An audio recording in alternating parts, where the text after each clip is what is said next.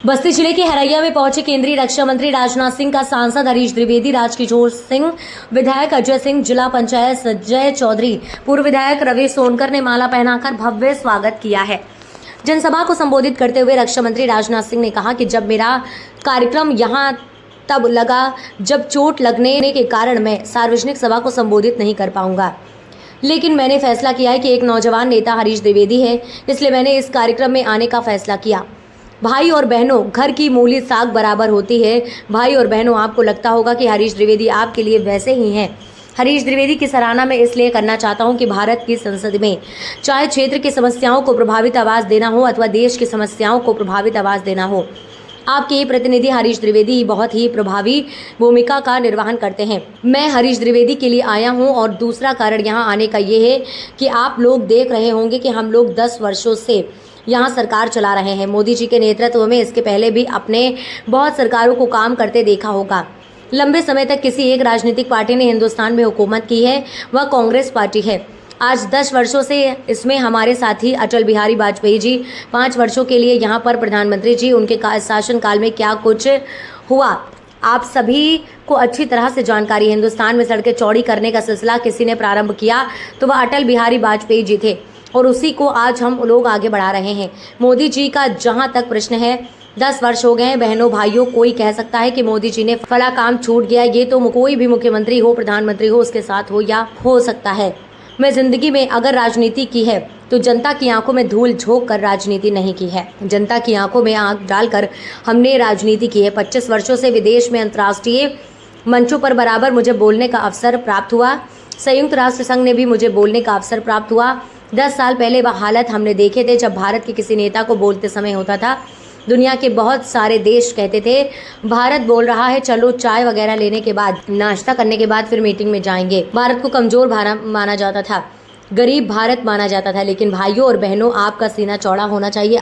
आज अगर भारत अंतर्राष्ट्रीय स्तर पर कुछ बोलता है तो दुनिया कान खोल कर सुनती है कि भारत क्या बोल रहा है। ये भारत की दुनिया में हैसियत है। लंबे समय तक कांग्रेस ने हुकूमत की है, चाहे पंडित जवाहरलाल नेहरू रहे हों, इंदिरा गांधी रही हों, चाहे राजीव गांधी जी रहे हों, चाहे डॉक्टर मनमोहन सिंह जी भी रहे हों, हमारे लाल बहादुर शास्त्री जी बहुत थोड़े समय के लिए बने। जिन लोगों ने सरकार बने, सब ने ये दावा किया कि हमारी सरकार बन गई है, हम हिंदुस्तान से गरीबों को दूर करेंगे। मैंने आपसे पूछा था, 52 वर्षों से इन लोगों ने हुकूमत की है, भारत की कितनी गरीबी इन लोगों ने दूर की है। भाइयों और बहनों, हमारा स्वभाव है कि भारतीय जनता पार्टी होने के बावजूद मैं किसी प्रधानमंत्री की आलोचना नहीं करता, क्योंकि मैं मानता हूं कि प्रधानमंत्री या व्यक्ति एक व्यक्ति नहीं होता। प्रधानमंत्री यह संस्था होती है, चाहे वह किसी पार्टी की हो, सबको उसका सम्मान करना चाहिए। लेकिन यह हकीकत है, उसको मैं आपके सामने बयां करना चाहता हूं। भारत के गरीबों का जहां तक समाप्त होना चाहिए वहां नहीं हो पाई, लेकिन आज मैं डंके की चोट पर कर सकता हूं कि मोदी जी को भारत का प्रधानमंत्री बनाने के बाद, भाई और बहनों, ये मेरा आंकड़ा नहीं है, ये नीति आयोग का आंकड़ा है, अंतर्राष्ट्रीय एजेंसियों का आंकड़ा है कि मोदी जी 7-8 सालों के अंदर ही भारत के 25 करोड़ लोगों को गरीबी रेखा से बाहर करने के उन्होंने कामयाबी हासिल की है। समाजवादी पार्टी का प्रश्न मैं कहना चाहता हूं कि सपा कुछ दिनों के बाद पूछेंगे सपा का मतलब क्या होता है। छोटे बच्चे बताएंगे समाप्त पार्टी। 2014 में आप लोगों ने समाजवादी पार्टी का चयन उतार दिया, योगी जी मुख्यमंत्री बने। 2019 के लोकसभा चुनाव में भी आप लोगों ने साइकिल पर चयन नहीं चढ़ने दिया, साइकिल जहां थी वहीं थी। 2022 में भी यही हुआ। भाई और बहनों, आपको भी ये पक्का विश्वास होगा, अब साइकिल पर चैन अब नहीं चढ़ने वाली है, तय है, अब उस पर जंग लग चुका है।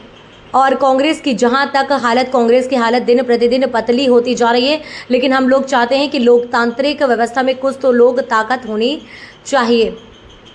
दिनों दिन समाप्त होते जा रहे हैं, यह हालत हो गई है इन लोगों की। मुझे लगता है कि आज के 10 साल के बाद यदि बच्चों से लोग पूछेंगे कांग्रेस कौन थे, कांग्रेस जानते हो, बच्चे कहेंगे कौन कांग्रेस, जैसे सारी दुनिया से डायनासोर लुप्त हो गया। भाई और बहनों, वैसे मुझे लगता है कि कांग्रेस भारत की राजनीति से लुप्त हो जा रही है।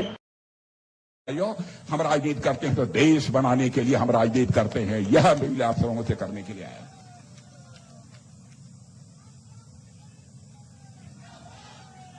मनुष्य मनुष्य ही है, गलतियां उससे हो सकती हैं, लेकिन यहां देश का सवाल है। और यहां तो हमारे सेना में काम करने वाले जवानों की एक अच्छी खासी फहरिस्त, एक अच्छी खासी संख्या इस क्षेत्र में है। इसलिए मैं आप सबसे अपील करने के लिए आया हूं और आप पढ़े लिखे लोग हैं, इधर भी जो खड़े हैं सब सारे पढ़े लिखे लोग हैं। आप अखबारों में पढ़ रहे होंगे, लगभग 2 साल से अधिक का समय हो गया, दुनिया के 2 देश हैं, रूस और यूक्रेन। दोनों के बीच इस समय संघर्ष चल रहा है। यूक्रेन की तरफ से भी मिसाइल चल रही हैं, रूस की तरफ से मिसाइल, बम, तोप, गोले, बड़ी संख्या में लोग मारे जा रहे हैं। जब यह सिलसिला युद्ध का प्रारंभ हुआ तो हमारे भारत के लगभग 30,000 बच्चे, 30,000 बच्चे यूक्रेन में पढ़ते थे। कोई डॉक्टरी पढ़ रहा था, मेडिकल की पढ़ाई कर रहा था, कोई इंजीनियरिंग की, कोई मैनेजमेंट का कोर्स कर रहा था। उनके माता पिता जो भारत में थे, उनको इस बात की चिंता हुई क्या होगा हमारे बच्चों का। रूस से चलकर कोई मिसाइल, बम, तोप जहां हमारे बच्चे रहते हैं वहां गिर गई तो हमारे बच्चों की जिंदगी खतरे में पड़ जाएगी। लेकिन उन लोगों को इस बात का विश्वास है कि इसका विश्वास था कि इसका समाधान यदि कोई दे सकता है तो भारत के प्रधानमंत्री मोदी जी दे सकते हैं।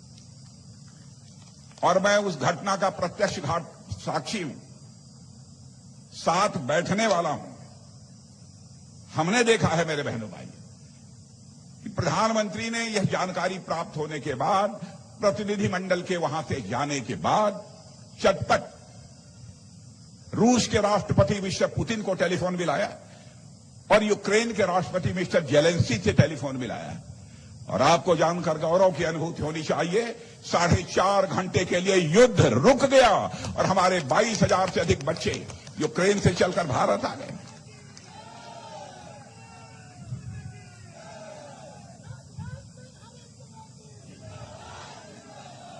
और बहनों भाइयों, मैं जानता हूं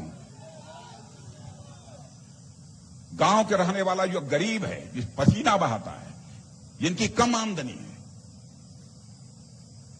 ये लोग केवल अपने परिवार के लिए नहीं जीते हैं। परिवार के लिए हम हो, आप हो, सब जीते हैं। लेकिन यहां देश की आवश्यकता होती है, वहां अपने प्राणों को भी न्यौछावर करने की आवश्यकता होती है तो लोग इसे तैयार रहते हैं। क्या है हमारे भारत का इतिहास? चंद्रशेखर आजाद, 26 साल की जवानी, मां कहती थी बेटा शादी कर लो, लेकिन नहीं, आजादी हासिल करनी है। और कैसी स्वाभिमान की भावना थी। साधारण परिवार के चंद्रशेखर आजाद थे। बराबर माता पिता कहते रहे नौकरी करो, कमाओ, खाओ, कुछ करो। तो उन्होंने कहा था जब तक भारत माता के पैरों में गुलामी की बेड़ियां कटी पड़ी हुई हैं तब तक मैं चैन से नहीं रह सकता। कैसे स्वाभिमानी थे।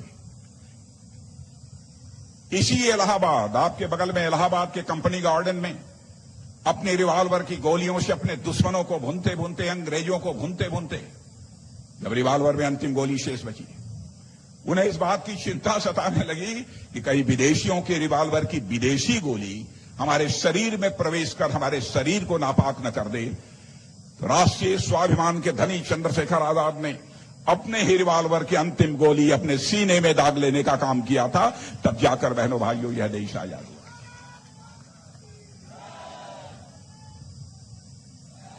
अशफाकुल्लाह खां की यही कहानी। देश में यदि हिंदुओं ने अपना योगदान दिया है तो भारत की आजादी के मुस्लिम समाज ने भी दिया। धर्म के आधार पर, जात के आधार पर समाज को बांटकर हमने राजनीति की है, न हमारी पार्टी कभी करेगी।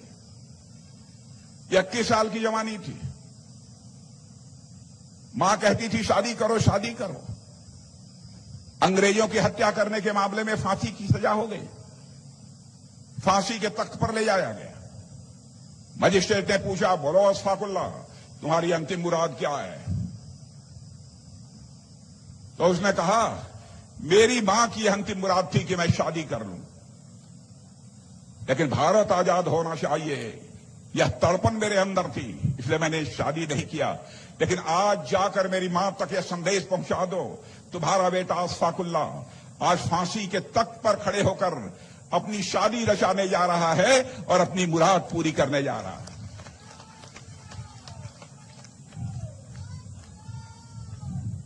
तब भारत आजाद हुआ है।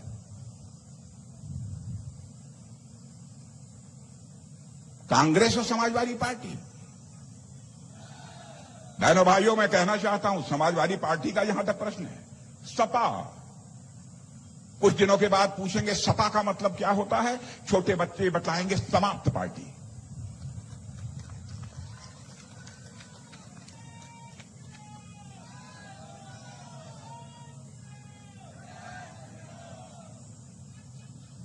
और आप लोगों को मैं बधाई देना चाहता हूं, आप लोगों का मैं अभिनंदन करता हूं। 2014 में आप लोगों ने समाजवादी पार्टी की साइकिल का चेन उतार दिया। 2017 में भी वो चेन नहीं चढ़ पाया, योगी जी मुख्यमंत्री बने। 2019 के लोकसभा चुनाव में भी आप लोगों ने साइकिल पर चेन नहीं चढ़ने दिया, साइकिल जहां थी वहीं थी। 2022 में भी यही हुआ। और बहनों भाइयों, आपको भी पक्का विश्वास होगा कि अब साइकिल पर चेन नहीं चढ़ने वाली हुए, अब उस पर जंग लग चुका है।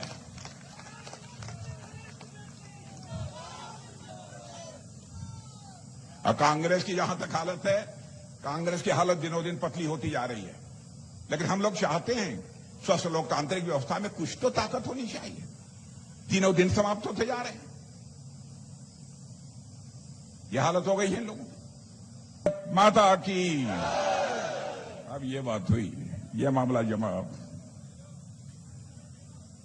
भारतीय जनता पार्टी के जिलाध्यक्ष श्री विवेकानंद मिश्र, जिला प्रभारी डॉक्टर समीर सिंह, श्री सेतु नारायण जी राय लोकसभा प्रभारी, श्री इंजीनियर केडी चौधरी लोकसभा संयोजक, श्री अजय सिंह विधायक, श्री संजय चौधरी जिला पंचायत अध्यक्ष, श्री यशकांत सिंह पूर्व जिलाध्यक्ष, वरिष्ठ नेता भारतीय जनता पार्टी श्री अनिल सिंह जी, श्री सुनील सिंह जी, और हमारे बहुत ही वरिष्ठ नेता जिनके साथ मैंने काम किया है, ऐसे श्री विजय सेन सिंह जी,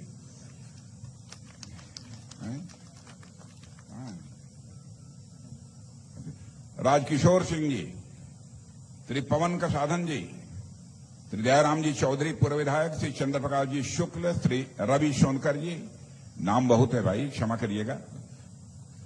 और यहां मौजूद मेरे सभी सम्मानित बहनों एवं भाइयों, जब मेरा कार्यक्रम यहां पर लगा, मुझे ऐसा लग रहा था कि पैर में चोट लगने के कारण शायद मैं सार्वजनिक सभा को संबोधित नहीं कर पाऊंगा। लेकिन मैंने फैसला किया कि एक नौजवान नेता हरीश द्विवेदी के लिए जाना है, इसलिए मैंने इस कार्यक्रम में आने का फैसला किया।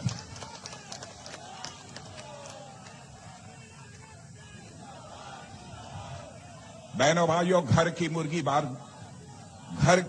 मुर्गी साग बराबर होती है।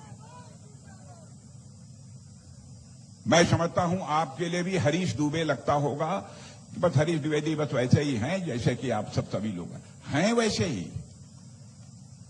लेकिन हरीश द्विवेदी की सराहना मैं इसलिए करना चाहता हूं, भारत की संसद में चाहे क्षेत्र की समस्याओं को प्रभावी आवाज देना हो अथवा देश की समस्याओं को प्रभावी आवाज देना हो, तो आपके ही प्रतिनिधि हरीश द्विवेदी बराबर बहुत ही प्रभावी भूमिका का निर्वाह करते हैं। इसलिए मैं हरीश द्विवेदी के लिए आया। और दूसरा कारण यहां आने का यह है कि आप देख रहे होंगे 10 वर्षों से हम लोग यहां पर सरकार चला रहे हैं मोदी जी के नेतृत्व में। इसके पहले भी बहुत सरकारें को काम करते हुए आपने इस आजाद भारत में देखा है। लंबे समय तक किसी एक राजनीतिक पार्टी ने हिंदुस्तान में हुकूमत की है तो वह कांग्रेस पार्टी है। और 10 वर्षों से बीच में हमारे श्रद्धेय अटल बिहारी वाजपेयी जी 4-5 वर्षों के लिए यहां पर प्रधानमंत्री थे। उनके शासनकाल में जो कुछ भी हुआ आप सबको अच्छी तरह जानकारी है। यदि हिंदुस्तान में चौड़ी चौड़ी सड़कें बनने का सिलसिला यदि किसी ने प्रारंभ किया था तो श्रद्धेय अटल बिहारी वाजपेयी जी ने ही प्रारंभ किया था, और उसी काम को हम लोग इस समय आगे बढ़ा रहे हैं। मोदी जी का यहां तक प्रश्न है, 10 वर्ष हो गए। बहनों भाइयों, कोई कह सकता है कि मोदी जी ने फला काम कर दिया, फला काम छूट गया। यह तो कोई भी मुख्यमंत्री और प्रधानमंत्री हो उसके साथ यह हो सकता है। लेकिन इतनी बात मैं दावे के साथ कह सकता हूं और मैं प्रेस के दोस्तों से भी कहना चाहता हूं, मेरी बात यदि कोई गलत हो, आप अखबार के पन्नों पर लिख देना। हमारी गलती होगी तो इसे मैं स्वीकार कर लूंगा, क्योंकि जिंदगी में हमने राजनीति की है तो जनता की आंखों में धूल झोंक कर राजनीति नहीं की है, जनता की आंखों में आंख डालकर मैंने राजनीति की। इस सच्चाई को कोई नकार नहीं सकता। आपके क्षेत्र में बहुत सारे सेना के अधिकारी, सेना के जवान हैं। आपके जनपद में भी विदेशों में जाने वाले लोग भी बड़ी संख्या में, उनसे पूछिएगा। आज के 10 साल पहले वो विदेशों में जाते थे, भारत के प्रति क्या धारणा विदेश में रहने वाले लोगों की। 25 वर्षों से विदेशों में अंतर्राष्ट्रीय मंचों पर बराबर मुझे बोलने का अवसर प्राप्त हुआ है। संयुक्त राष्ट्र संघ में भी मुझे बोलने का अवसर प्राप्त हुआ है। 10 साल पहले वो हालात हमने देखे थे जब भारत के किसी नेता को बोलने का समय होता था, दुनिया के बहुत सारे देश कहते थे भारत बोल रहा है, चलो चाय वगैरह लेने के बाद, नाश्ता वास्ता करने के बाद फिर मीटिंग में आएंगे। यानी भारत के बारे में यह धारणा थी। भारत एक कमजोर भारत माना जाता था, भारत एक गरीब भारत माना जाता था। लेकिन बहनों भाइयों, आपका सीना चौड़ा होना चाहिए। आज यदि भारत अंतर्राष्ट्रीय मंचों पर कुछ बोलता है, सारी दुनिया कान खोलकर सुनती है भारत बोल क्या रहा है। यह दुनिया में भारत की हैसियत बनी है। मुझे लगता है कि आज के 10 साल के बाद यदि बच्चों से लोग पूछेंगे कांग्रेस कौन थी, कांग्रेस जानते हो, तो बच्चे कहेंगे कौन कांग्रेस। जैसे सारी दुनिया से डायनासोर लुप्त हो गया है मेरे बहने भाइयों, मुझे लगता है कांग्रेस भी भारत की राजनीति से लुप्त होने जा रही है।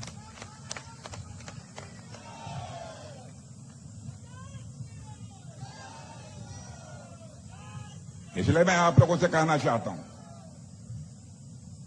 आपका भरपूर सहयोग चाहिए, आपका भरपूर संबल चाहिए। और यदि कांग्रेस के दोस्त कहीं पर मेरी बात सुन रहे हो तो उनसे मैं यह भी कहना चाहूंगा, मेरी बात गलत हो चिट्ठी लिख देंगे, मैं जवाब दूंगा। कहते हैं झूठ बोलकर राजनीति करना चाहते हैं। कहते हैं भारतीय जनता पार्टी की सरकार बनेगी, मोदी जी प्रधानमंत्री बनेंगे तो आरक्षण समाप्त कर देंगे। इस देश को कहां ले जाना चाहते हैं? बहनों भाइयों, ओबीसी कमीशन को संवैधानिक मान्यता किसी ने दी है आजाद भारत में, तो हमारी सरकार ने दिया है और किसी दूसरे ने नहीं दिया। और जिनको सवर्ण कहते हैं, आर्थिक दृष्टि से जो पिछड़े हैं, उनको भी 10% का आरक्षण यदि किसी ने दिया है तो हमारी सरकार ने दिया। झूठ बोलकर ये राजनीति करते हैं।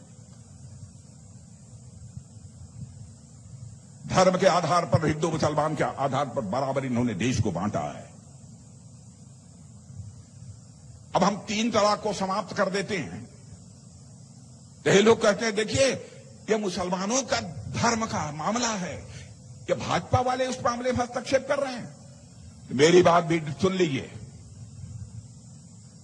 हिंदू हो, मुसलमान हो, ईसाई हो, यहूदी हो, जो भी भारत का नागरिक है, उसकी मां बहन बेटी वो हमारी भी मां बहन बेटी है। बहनों भाइयों, उसके साथ यदि कोई जुल्म होगा तो पूरी ताकत के साथ हम खड़े रहेंगे, सरकार बने या भाड़ में। सरकार बनाने के लिए हम राजनीति नहीं करते हैं, देश बनाना है हमको। हम सबको साथ लेकर चलना चाहते हैं। कहते हैं ये आएंगे तो लोकतंत्र खतरे में पड़ जाएगा। बहनों भाइयों, मैं आपसे पूछना चाहता हूं, इस देश में चुनाव हार जाने के बाद किसने इमरजेंसी लगाई थी? लोकतंत्र का गला किसने घोटा था? मैं चाहता हूं आप लोग बताइए मुझे किसने घोटा था। कांग्रेस ही उस समय। अब वो हमारे ऊपर आरोप लगा रहे हैं। धारा 356 के अंतर्गत VP न्यूज, खबर सिर्फ सच की।